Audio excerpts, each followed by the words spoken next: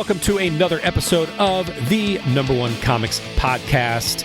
This is the only podcast that is dedicated to the review and discussion of first issues. My name is Jonah, and with me is Bill. Bill, how you doing? I'm great, Jonah. Good. How are you? I'm doing well. Welcome back. Thank you. Appreciate this. And I appreciate all of you as well tuning in, either through podcast or on YouTube. Special thanks to Josh and the Field of Geeks Network for helping make this podcast happen. Special thanks to Raven X for that awesome intro song at the beginning there. And today we are talking about another one of my favorite titles from DC, and that is the Justice Society of America. Mm-hmm. I mentioned when we did the review on the Secret Six title, that was kind of in my top five. Justice Society, in particular, this version of Justice Society is also in my top five. Yeah. So I was very excited to be talking about this one. A little bit about the publication info behind this comic. We've got DC Comics as the publisher. February of 2007 is the cover date on this, and the cover price was $3.99. The writer on this series, or on this particular issue, was Jeff Johns. Dale Eaglesham is the penciler, and Art Thibert is the inker. Now, the Justice Society of America, or JSA, it's not a new concept. This has been a staple of DC Comics for like 80-some years. Mm-hmm. At this point. They first appeared in All-Star Comics number 3 back in 1940. Wow. To a little bit of context there. That was a long-ass time ago. And it was really, I think, the first superhero team in comics. Mm. They predated the Justice League by like 20 years. Wow. The original members were characters like Dr. Fate, Hourman, the Spectre, Sandman, Atom, the Flash, Green Lantern, and Hawkman. After the first run ended, several of those members, they were featured in titles like the Justice League. A number of others, they disappeared for a time over the years. The JSA originally, and I don't want to get bogged down in like DC continuity because that's an episode in and of itself. Right. But the JSA existed on, what was called Earth 2. Mm-hmm. Whereas teams like the JLA existed on Earth 1. This, again, was kind of two different universes within DC continuity, and this is really how they explained why you would have a Flash from the 1940s and then a Flash from the 1960s, mm-hmm. Or thereafter. It was in 1985, DC had a kind of a limited series, as their Crisis of Infinite Earths, which merged all of their universes into one. I think the idea was to clean up the continuity. Mm-hmm. Long term, I don't know that necessarily happened, but what that did is it placed the JSA as World War II era predecessors to the JLA's characters, more modern characters. Mm-hmm. And again, we could spend an entire Field of Geeks length episode on discussing the history and the numerous attempts by DC to clean that history up. Mm-hmm. Anyway. A series titled JSA was launched in 1999, and that ran through 2006. And that series, they mixed a few of the original characters in with kind of younger counterparts, and it really had a heavy focus on generational legacy, which I really, really liked. I don't know if you read any of that series. I have. It was by I think. David S. Goyer was one of the writers on that. I know Johns had come in later on. I think James Robinson was a writer on it early on, but that was a really good series.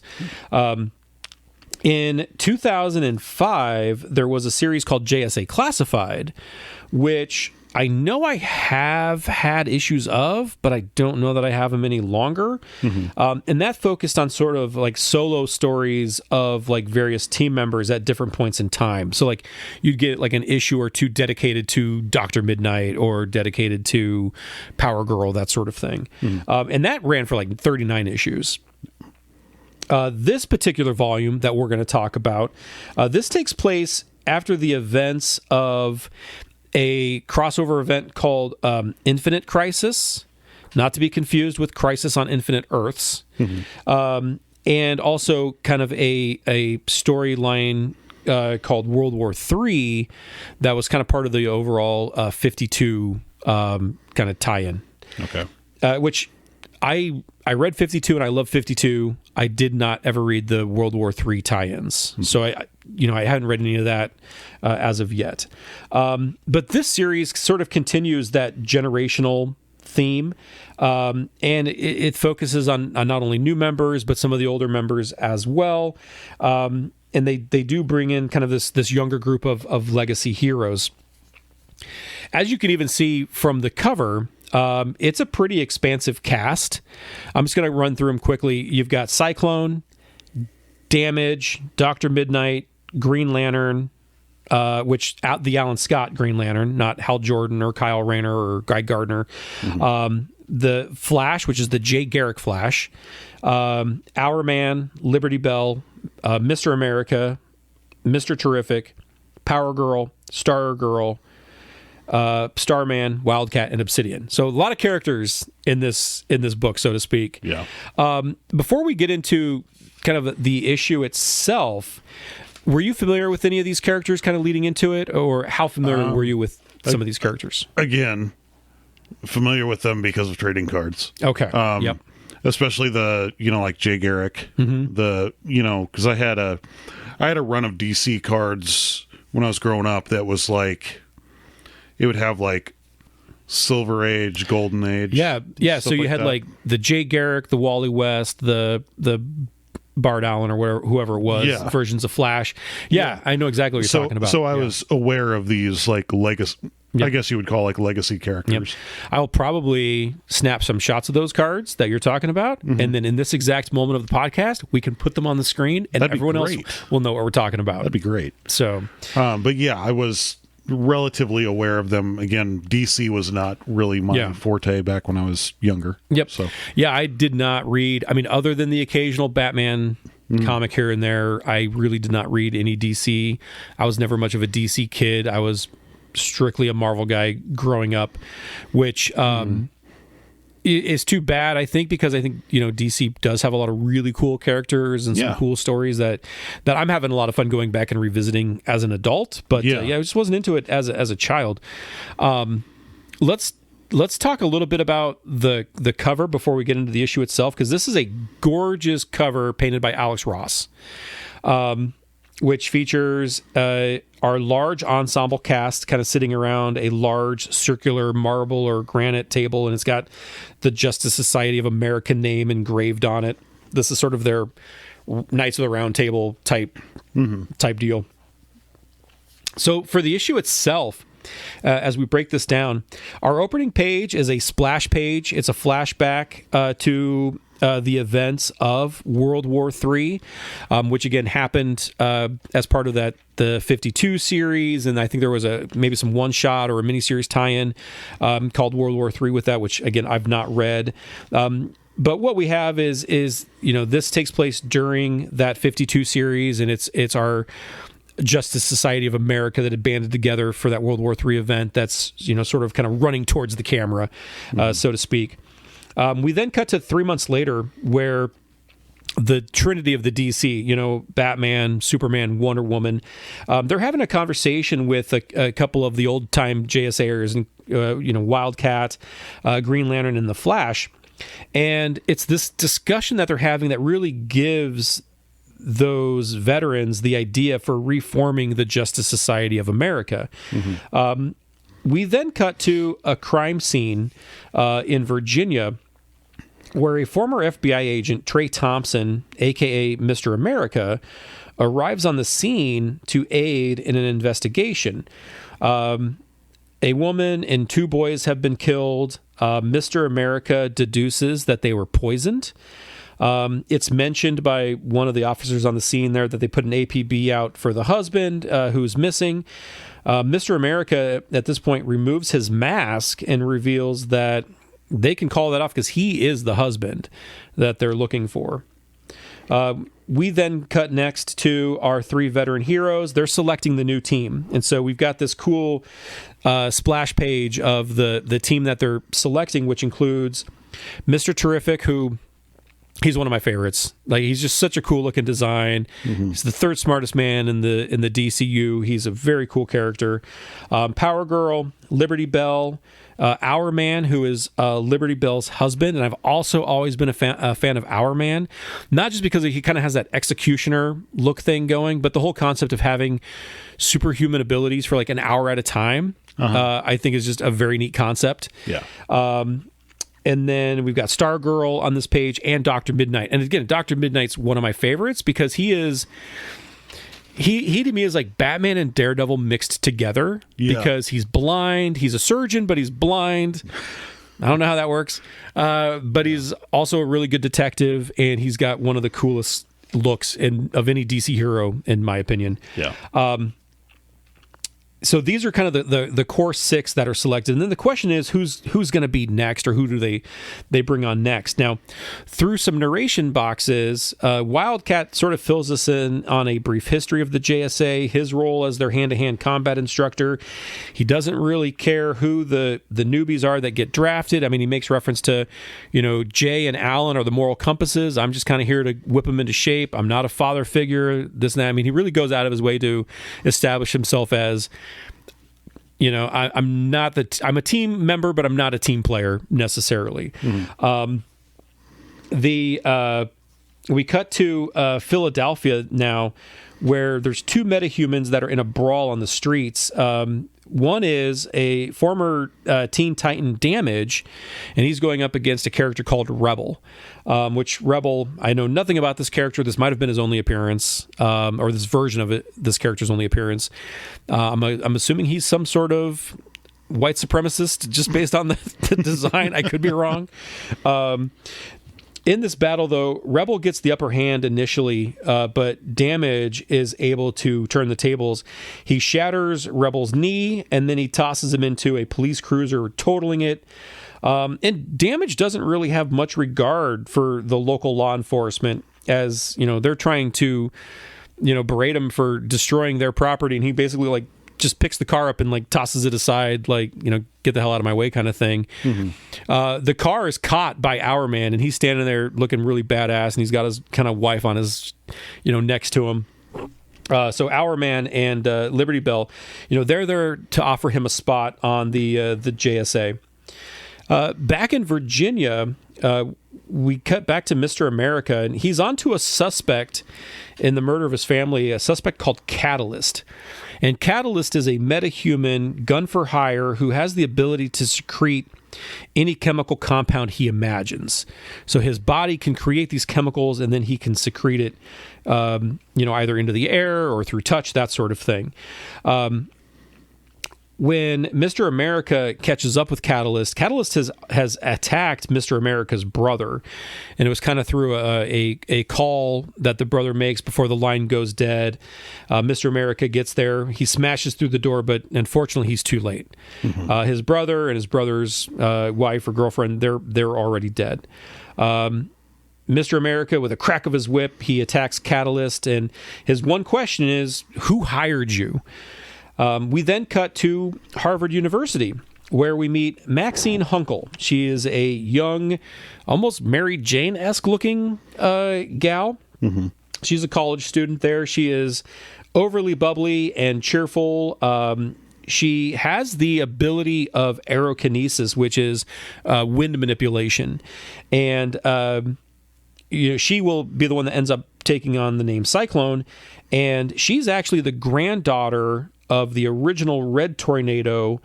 Before Red Tornado was a android, Red Tornado originally was a woman named Abigail Hunkel, who now goes by the name Ma Hunkel, and she's currently the caretaker of the JSA headquarters, so she's still involved with the organization. Anyway, Maxine is observed by Mr. Terrific and Power Girl by doing, some of her air acrobatics. They grab her attention. They kind of shout at her, and she immediately gushes over meeting them. They offer her membership to the Justice Society. She gives them a very enthusiastic yes, and then they're basically like, all right, stop talking. Please say no more words. We then cut to Opal City, where there is a news chopper that's flying over a raging building fire, and the new Starman is below, and the reporter wants a scoop. So, like, get us down lower. We want to talk to this guy. The helicopter gets damaged and starts to kind of like plummet or fall, but it's saved from crashing by Starman himself. Once safely on the ground, the reporter wants an interview with Starman, asking him a barrage of questions, though the only answer that they get from him is that it's Wednesday and he loves sloppy joes, which to them is nonsensical. He flies off, leaving the news crew, sort of befuddled as to what just happened. Starman flies straight to the local sanitarium, singing all the way. When I fly straight ahead, he flies through like a pane of glass. He flies through cars. Like, he's not letting anything stand in his way. He's on his way, and he arrives at the local sanitarium. It's there that Stargirl and Dr. Midnight are discussing how Starman came to be a live-in patient at that hospital. They're speaking with the doctor in charge. And she says that, he simply arrived one day. He was complaining about voices in his head, and they told him that he could stay as long as he wanted. He takes off every once in a while to fight crime, and then always comes back. So the two heroes approach Starman, and again, he rattles off some more seemingly nonsensical thoughts. Dr. Midnight asks Stargirl, he's like, what do you think about, like, what are your thoughts? And it's Starman that answers the doctor saying, I think I've lost my mind, doctor. Can you help me find it? We then cut to Wildcat. He's training in the gym, and he's visited by Green Lantern and the Flash. And they tell him that he needs to go with them quickly. They got to take him somewhere. Now, later that night in Boston, Mr. America is staking out a pier where he plans on finding out whoever hired him, or whoever hired Catalyst, rather, and wants to find out who killed his family. That realization that his family is gone sort of hits him pretty hard at that moment, and he starts to break down. He's very caught up in his grief that he doesn't even hear someone approaching him from behind. In Battery Park, New York, Maxine arrives at the JSA headquarters. She's greeted by her grandmother, the caretaker. Her grandmother takes her inside where she sees the rest of the team. We have Hourman and Liberty Bell, Mr. Terrific, Starman, Damage, Stargirl, Dr. Midnight, and Power Girl all already there. We then kind of cut back and forth between scenes of Wildcat, Green Lantern, and the Flash on the move. We've got a battered Mr. America that's trying to get to the JSA. He's trying to get to help. And the JSA team is in their headquarters. They're starting to take their seats around the table. When Mr. America comes crashing through the kind of the skylight rooftop and crashes through the ceiling right onto the table in that JSA headquarters. Elsewhere, our three veterans have reached their destination, where they see a young man exit an apartment building, and Wildcat's like, who's that? And on the last page, we have two images, essentially. We've got a possibly dead or horribly wounded Mr. America on the table, and then we've got Wildcat being told that guy that just came out of the building, that's your son. And that's kind of where we leave it off. We're then treated to a single panel sneak peek of some things to come over the year in the JSA title. So we kind of get just one image, not even a full image, like partial images of some things to come.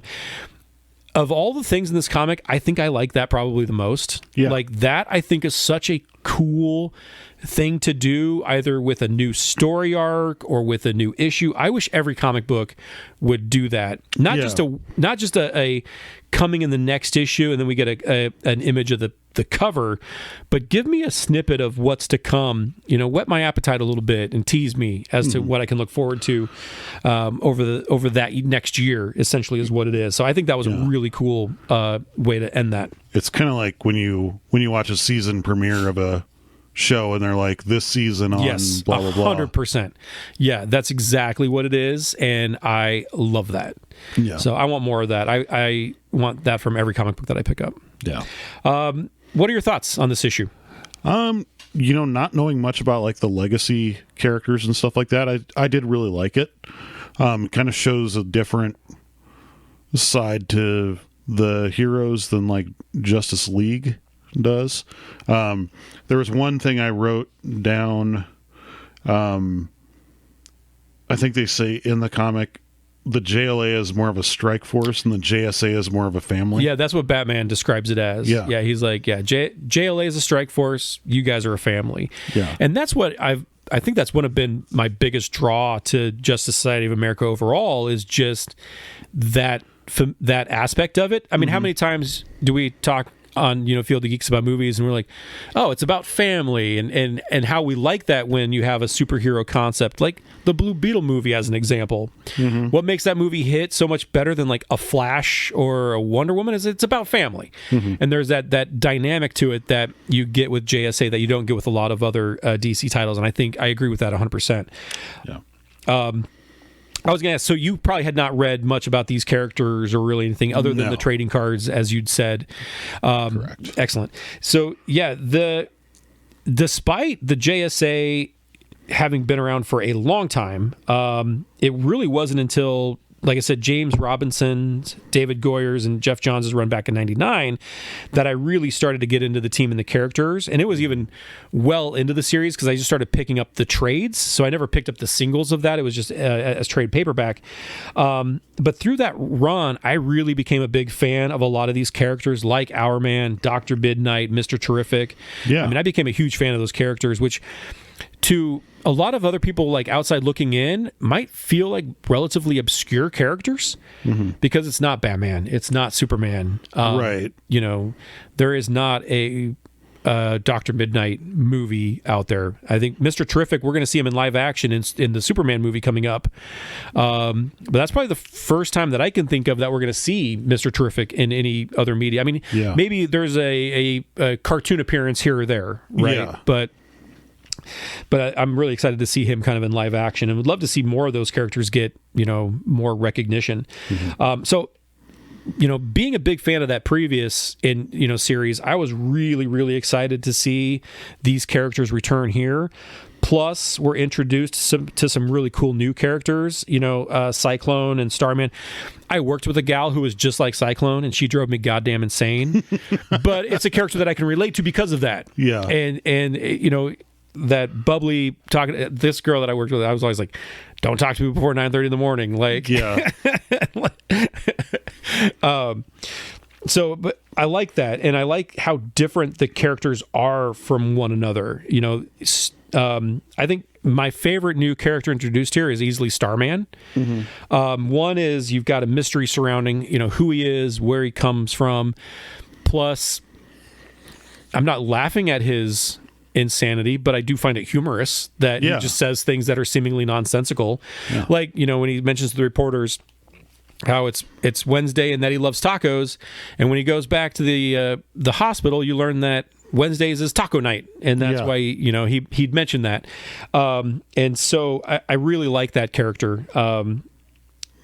Between the returning characters and the new ones, this is a really big ensemble cast, and I know it can kind of be hard to juggle that all around, but I think Johns has always done a great job of giving each of those characters their own voice, making them stand out, because that can be really difficult to do.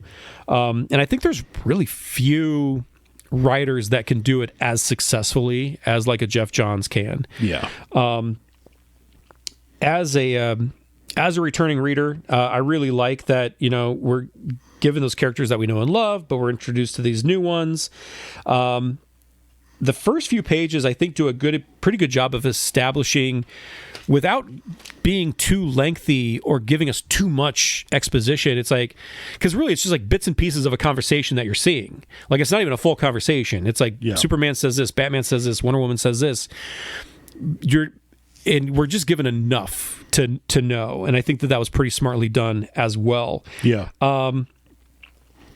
We're introduced to a couple of mysteries here. One is the Starman mystery that I mentioned, but then also the mystery of who's essentially killed Mr. America.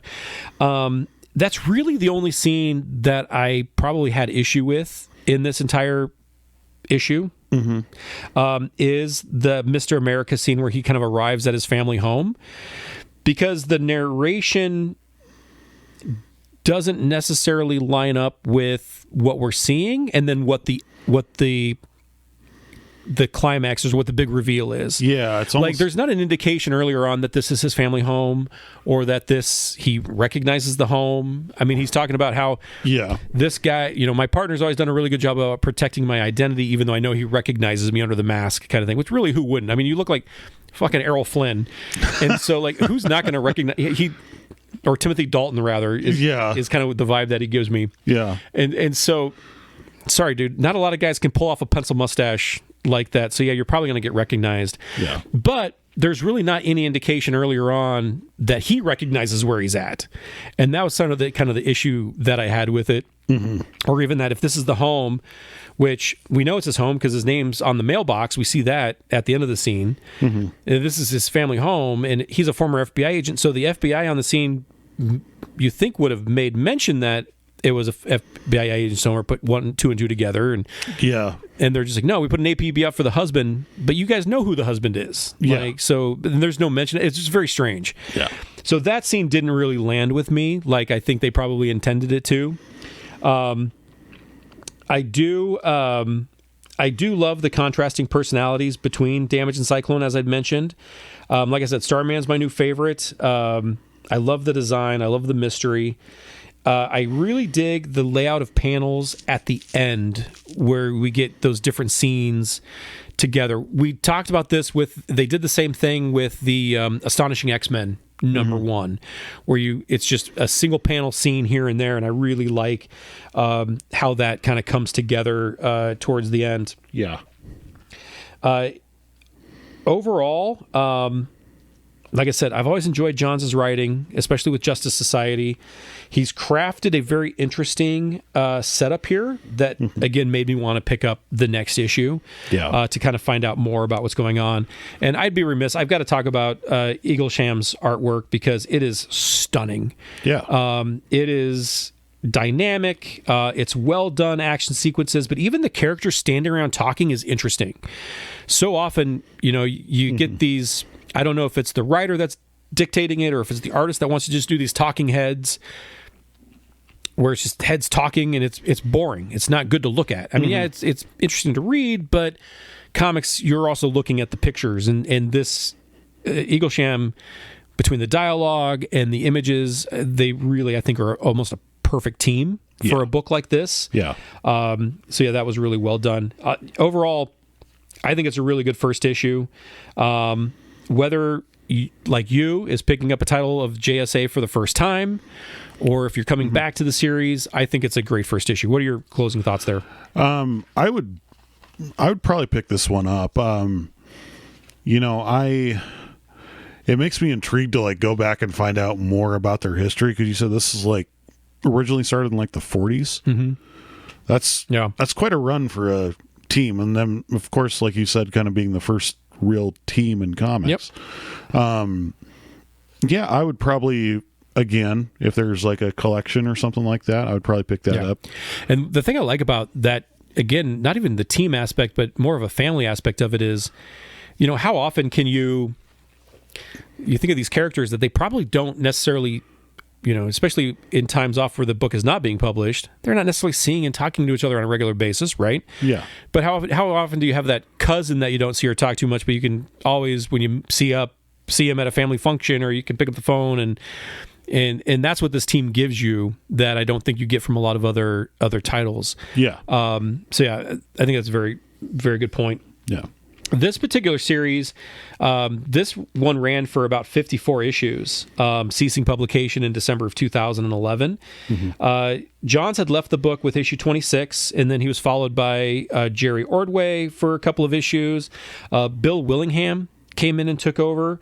And then it was him and Lila Sturgis. And then Mark Guggenheim came in and took over towards the end of the series with issue 44. Several of the characters, like Damage, Hourman, Cyclone, they were featured in a book called JSA All-Stars from early 2010 to 2011. Mm-hmm. And that series ran for about 18 issues. between then and now, JSA members, we may have not had like a proper JSA title necessarily, but JSA members, they pop up in other titles or events like Dark Knight's Death Metal or 2022's one shot called The New Golden Age.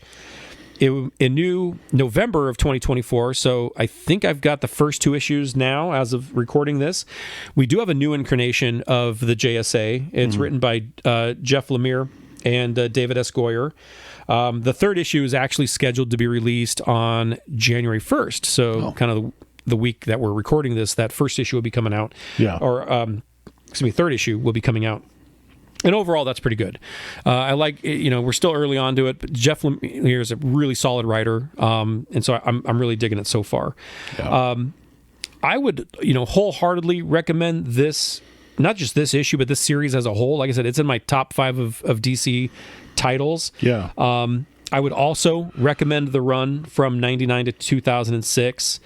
I admittedly hadn't read much before that myself, but I'm enjoying the current run so far. If anyone does want to pick these up, whether in singles, this run had been collected into 9 trades. Okay. That you can get. You can probably get it on Amazon relatively cheaply. I don't know, but yeah, you can go out and pick those up. I definitely recommend it. So yeah. Well, and I always like even with Marvel too, I always like the more obscure characters that you probably wouldn't recognize just right off the bat. 100%. Now take those obscure characters that have been around forever. Yeah. And they've actually, I can't say the characters that they'd used in a series like the Defenders were obscure, but they're not your typical team. Yeah. One thing that DC's always done better than Marvel is the legacy aspect. Yeah. You are the original Hourman, or you are the original Red Tornado. This is your granddaughter. She's kind of a new character called Cyclone, but you've got this generational thing, and you don't have that. And a lot of this stems from Marvel's sliding timeline to where Peter Parker is always going to be within a certain age range. Yeah. Peter Parker is probably not ever going to, within the proper Marvel continuity, he's not ever going to be a 60-year-old man with a 20-year-old grandchild. Yeah. Or something along those lines. Well, and this reminds me of what I thought about when I was reading this is the movie Watchmen. Mm-hmm. The Watchmen. Yes. Right. So you have like the legacy Watchmen that were around in like the 60s or whatever. Yep. And then you have like the new ones, like you have Silk Spectre 2. Yep. You have the new Owlman. I think that, I don't know if Watchmen was borrowing from things like JSA for that, or if it's the other way around, where JSA was borrowing from Watchmen for its later, versions. Mm-hmm. But that's something that I think DC's always done really well. I would agree. Is that, and it all goes back to their really messy continuity, where you've got characters from the 1940s that you're still wanting to use today. How do you do that, or what does that look like? Mm-hmm. And so, yeah, DC's always done a much better job of that versus Marvel. So I'll give them credit for that for sure. I would say so. So, well, that's going to do it for this episode. Again, check out this issue of Justice Society of America. We dug it, and we look forward to seeing you next time. Be sure to check us out on Facebook at the number1comicspodcast.com. You can find us on YouTube and Apple Podcasts. Just look up Field of Geeks, because we're part of the Field of Geeks Network. Again, special thanks to the Field of Geeks Network for helping us put this together. We couldn't do it without you. And again, thanks to Raven X for the theme song. Like, subscribe, whatever you kids do with YouTube and the grams these days. Share with your friends. There you go. Yeah. But appreciate you checking this out, and we will see you next time. For Bill, my name is Jonah, and we hope you guys enjoy the rest of the day.